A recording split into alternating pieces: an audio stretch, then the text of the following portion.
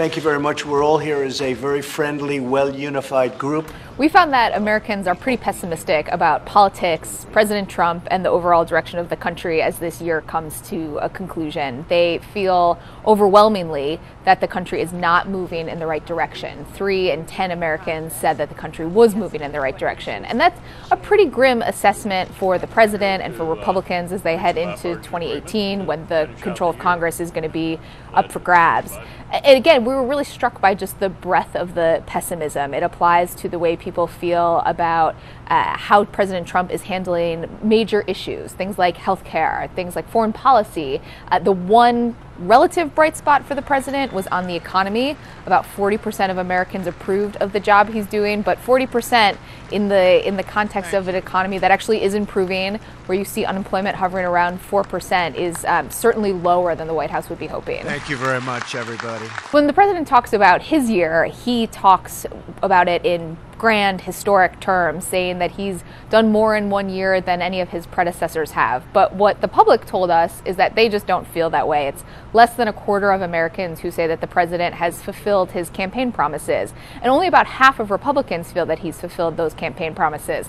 And that's part of why you see this urgency from the White House to really get a tax overhaul done before the end of the year. I think we're doing very well on the tax. We'll see what happens, but I think we're doing very well. It's something that's going to be monumental. The reality is, no matter what rhetoric the president uses, he has not had a major legislative success in 2017. They know that if they're going to head into 2018 and try to convince voters to keep Republicans in charge on Capitol Hill and then eventually ask them to keep Trump in office, they have to start showing some tangible successes. And based on the way the year has gone, the only thing they have left standing is a tax overhaul.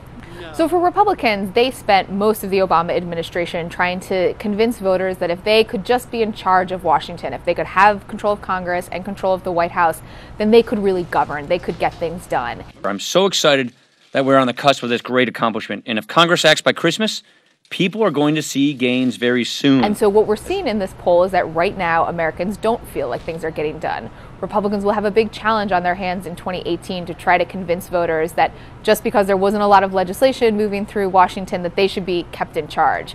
Democrats have the opposite mission. They have to really hammer home this idea that Republicans either didn't fulfill their promises, or in cases where they did, they were taking actions that didn't benefit people's lives, that middle-class Americans, lower-class Americans might not feel directly, that most of what they did was benefiting the wealthy. And instead of helping middle-class Americans, they decided their top priority was to slash. For Democrats, there are certainly some signs in here of places where they can message to voters, where they can really try to take advantage of it. Elections are a long way off still, so Republicans have some chances to gain ground, to try to get some things through Congress next year. But certainly the overall message is pessimism, and people really feel like that Washington is not having a positive impact on their lives.